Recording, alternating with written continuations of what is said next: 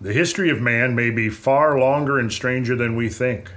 The Great Pyramid may indeed not fit in with what we believe about the past and the nature of the world. Thousands of years ago, someone measured the Earth with remarkable accuracy and recorded this information in the dimensions of the largest and possibly the oldest stone building on the planet. William R. Fix. I think that we're dealing with a mystery. I don't think that we, working in the alternative field in this way, looking for answers, I don't think we should be in the business of trying to destroy other people's theories. I think that we should be in the business of working constructively to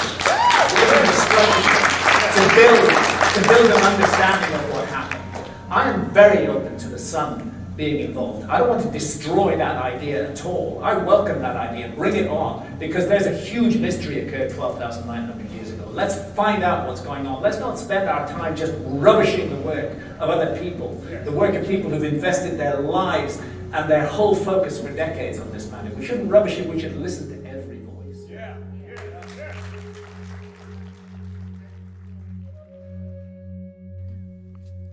Welcome back. I'm so glad you tuned back in. Well, if you missed my premiere episode, it's cool, but you should probably check it out. It really sets the tone for the kind of discussions we'll be having. But I promise, don't click away. You don't want to miss the conversation that we'll be having today. Because today, I'm going to try to convince you that not only was Atlantis real and located in present-day Mauritania, Africa, but that mankind was a technologically advanced global civilization. A society rich in advanced mathematics and astronomy, chemistry, and commerce, lost in the wrath of a global catastrophe, a cataclysm that, while not quite life-ending for planet Earth, upended the food chain, driving most living animals 100 kilograms or more to go extinct and bottlenecked humanity's population. A distant memory now echoed in the annals of myth and legend and shared by most cultures around the world. A deluge, or a great flood that swept over the planet, and rumblings of the earth that had repercussions lasting for centuries. We're talking about an event that the saber-toothed tiger, woolly mammoth, giant sloth, etc. all went extinct. Humanity, once a globally dominant species, brought to a few thousand survivors worldwide who may have hid in caves or lived far enough away from ground zero that they were able to survive the immediate aftermath, who then found themselves in a completely new world. You see, we've been given a narrative by the established academic and educational institutions about our shared human history that is fundamentally flawed, if not outright criminal. We've been told that for hundreds of thousands of years, anatomically identical human beings to you and I were merely hunter-gatherer cavemen, that the end of the Ice Age was a slow process that took hundreds of thousands of years, if not millions, and that we hunted and killed all the woolly mammoths, saber-toothed tigers, giant sloths, and all the other animals that went extinct. But for hundreds of thousands of years, our ancestors remained primitive, nomadic hunter-gatherers until suddenly, out of nowhere, we decided to farm and create an intricate language and writing system, sophisticated architectural engineering feats like building the pyramids in Egypt roughly about 4,000 to 6,000 years ago. And that is where our history as humanity begins.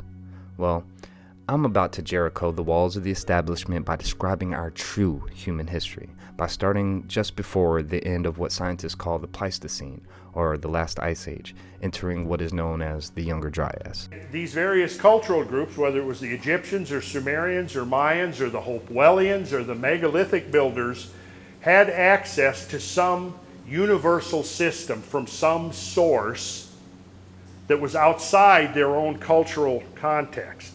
And I suggest that the source of that goes back into deep time, that takes us back beyond the threshold of known history into the realm of mythical history, which means we're going back like into the Ice Age, back into the Pleistocene, to use the geologist term, back into the deep recesses of the human tenure on planet Earth, whose only memory has come down to us not in the form of recorded history, but in the form of myth and epic story and legend and so forth. But to really have an appreciation for the implications of what we're about to discuss, we'll first have to talk about deep time, because our brains get a little wonky when trying to fathom timescales beyond the human life. But to make this work, we'll first need to shift the conversation just for a minute to Egypt.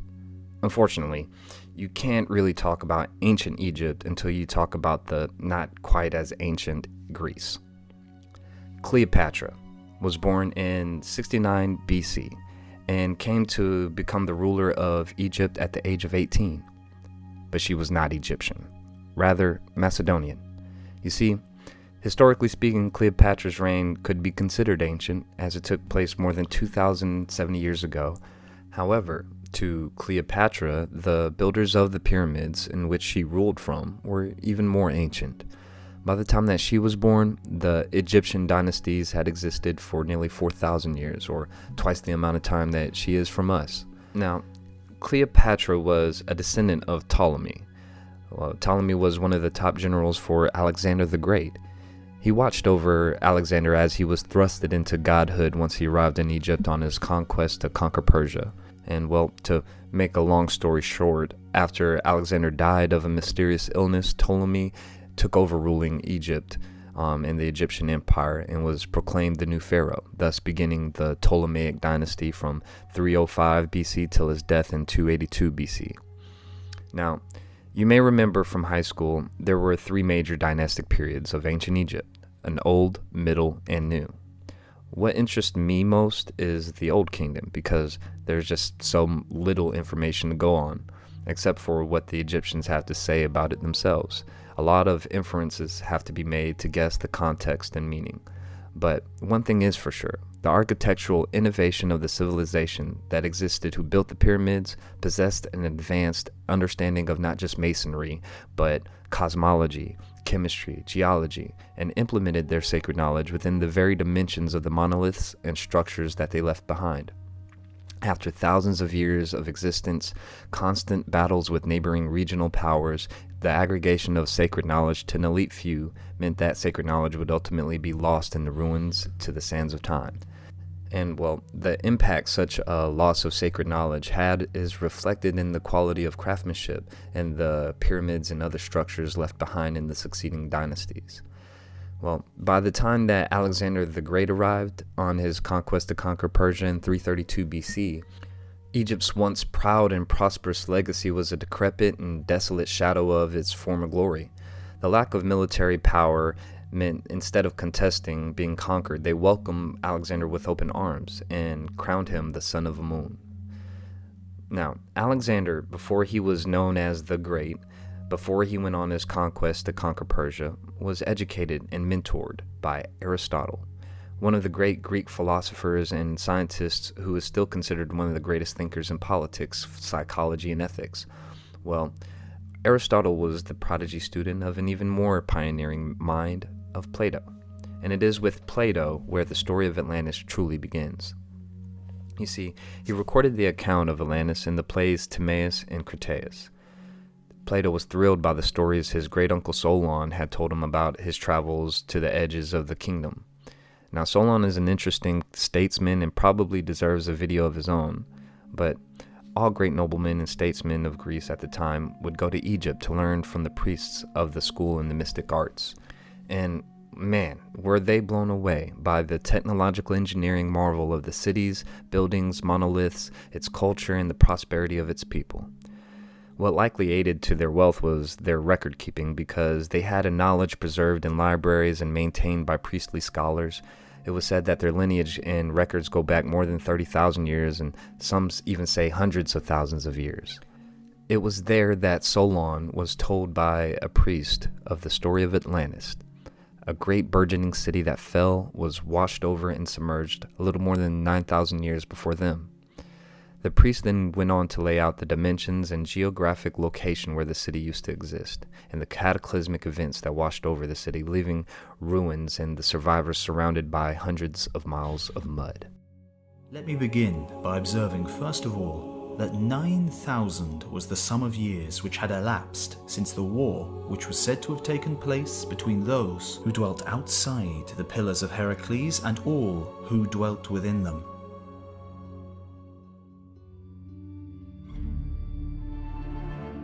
Of the combatants, on the one side, the city of Athens was reported to have been the leader and to have fought out the war. The combatants on the other side were commanded by the kings of Atlantis, which, as I was saying, was an island greater in extent than Libya and Asia, and when afterwards sunk by an earthquake, became an impassable barrier of mud to voyagers sailing from hence to any part of the ocean.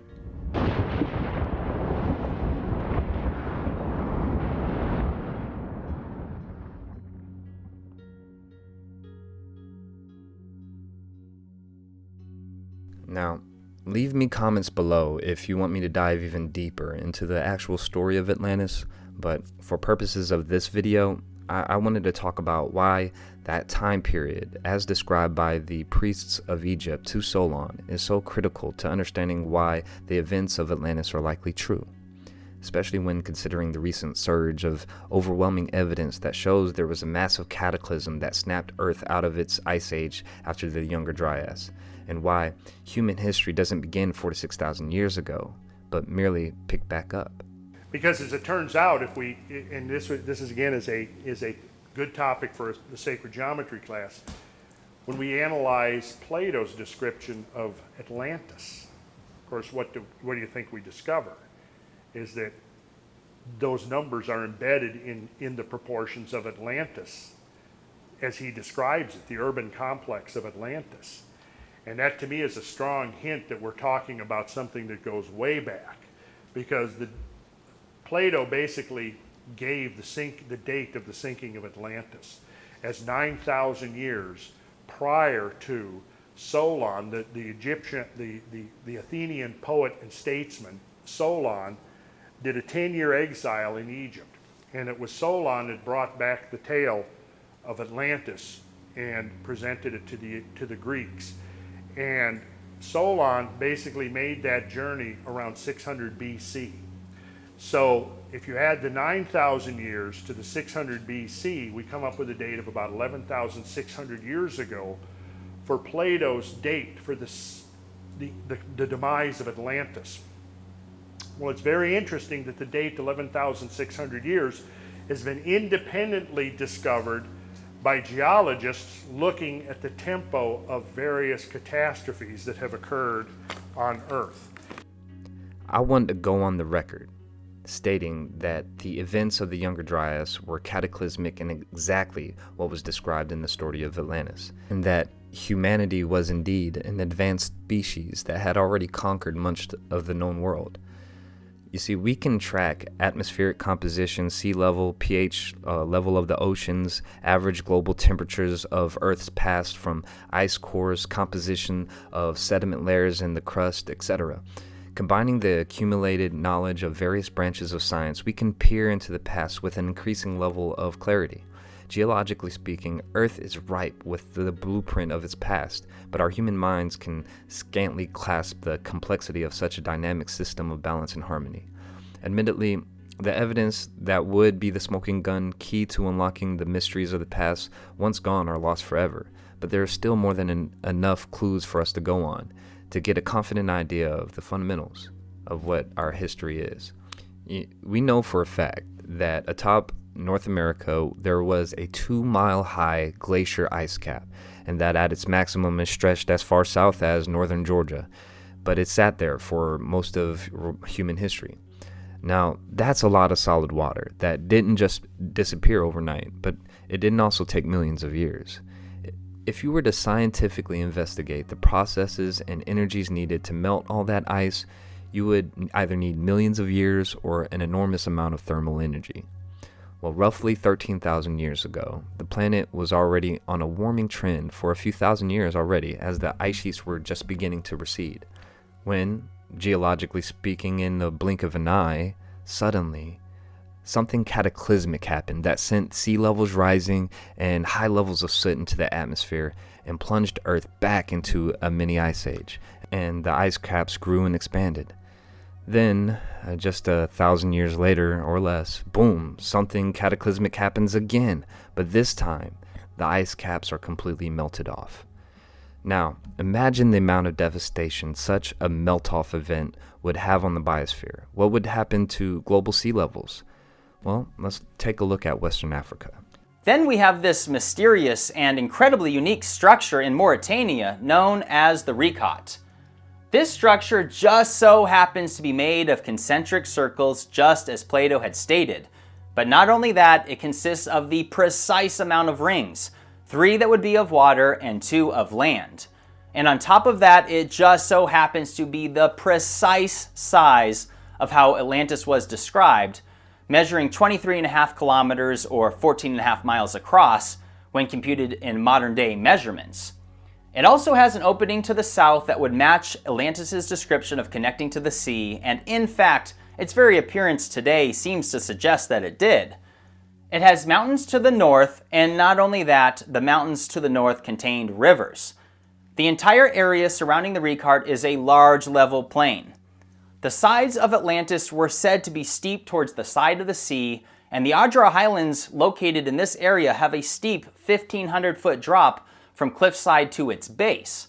Even more significantly, the center island of the Recot produces fresh spring water, just as Plato specified, and this is despite the wells in the surrounding area producing exclusively salt water, which also is further evidence that this site was once under the ocean. The area around the Recot has an abundance of black, red, and white color stone. And Atlantis was said to have an abundance of elephants, which elephants exist in Mauritania today, and depictions of elephants can be seen in cave art close to the Recot structure. There are even relics including pottery shards, arrowheads, and other evidence that a civilization once lived there, yet archaeologists have no idea what civilization they belong to or when.